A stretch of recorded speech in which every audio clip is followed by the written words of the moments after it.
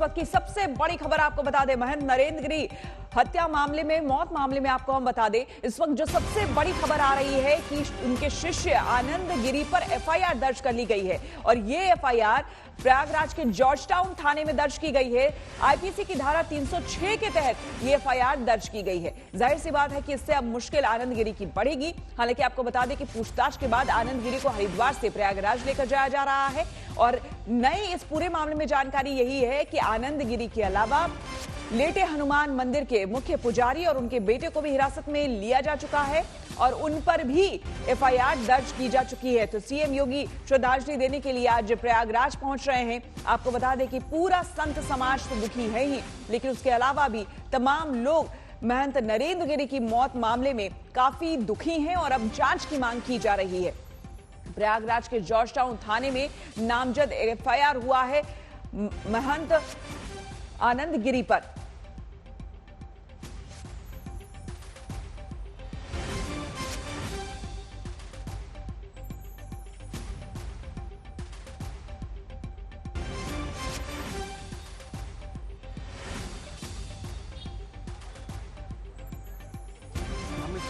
बाघंबरी गद्दी के उस मंदिर पर खड़े हैं, मठ पर खड़े हैं, जहां पर नरेंद्र गिरी महाराज कहा जाए कि जहां पर वो रहते थे और जहां पर उन्होंने कल देर शाम आत्महत्या कर ली। हमारे साथ बात करने के लिए इस बाघंबरी गद्दी के निर्भय हैं।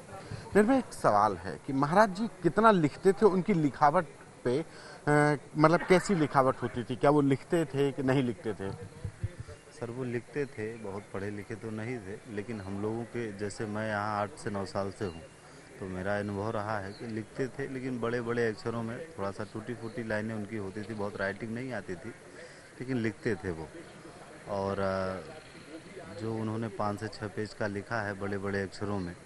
आपने देखा है उसको? जी, मैंने देखा था, लेकिन पढ़ा नहीं था उसको, प्रशासन ने अपने कब्जे में ले लिया था। आपने मतलब सुसाइड नोट देखा था? जी बिल्कुल देखा था। उसको देखने के बाद क्या लग रहा कि ये महाराज जी की राइटिंग है? एक लिफाफे में था भैया वो।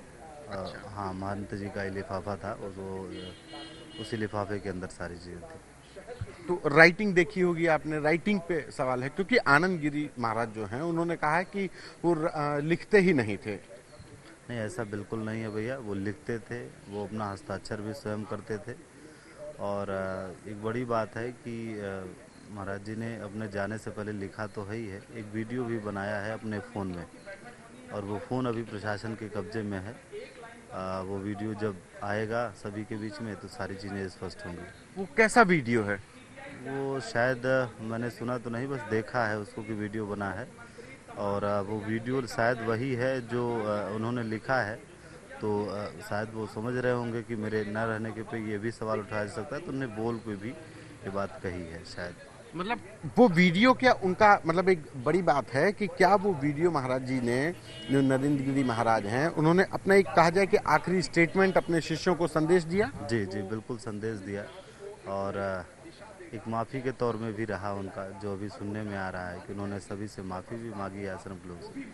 तो मैं व्यक्तिगत रूप से कहूँ तो मैं यहाँ 10 साल से हूँ, 10 साल से जुड़ा हूँ आश्रम से। महाराज जी के ही कारण आज सारी चीज़ें हैं। तो मेरे जीवन का और इस आश्रम के सभी लोगों के जीवन का इससे बुरा दिन कुछ नहीं हो सकता। कारण जो भी है वो मैं भी चाहता हूँ कि वो सामने आए, जो भी है। उस वीडियो की बात करें, क्या महाराज जी मतलब वो उसमें सिर्फ संदेश है कि कुछ और भी उन्होंने, मतलब क्या सुसाइड करते हुए जैसा भी कुछ? नहीं, सुसाइड करते भैया जैसा कुछ नहीं है, बस उसमें संदेश ही है कुछ, बाकी शायद वो चीज़ें हैं जो उसमें पेपर में लिखी गई हैं, वही चीज़ें वीडियो में भी है। वीडियो में भी है। जी। एक और सवाल है कि कल का कैसा घटनाक्रम था, कि कल कितने बजे महाराज जी को आप आखिरी बार देखा गया, कितने बजे उठते थे, क्या हुआ, कैसे हुआ, कौन पहली बार गया? भैया दैनिक दिनचर्या उनकी जैसे उनकी होती थी, 5 बजे चाय पीना, 6 बजे उठना, 7 8 साढ़े 7 बजे तक नीचे आ जाना, वही सारी चीज़ें कल भी थी, एकदम नॉर्मल थे। हम लोग 7:30 बजे उठते थे, 8 बजे मैंने महाराज जी को प्रणाम किया, 9 बजे मंदिर चला गया, मैं हनुमान मंदिर चला गया।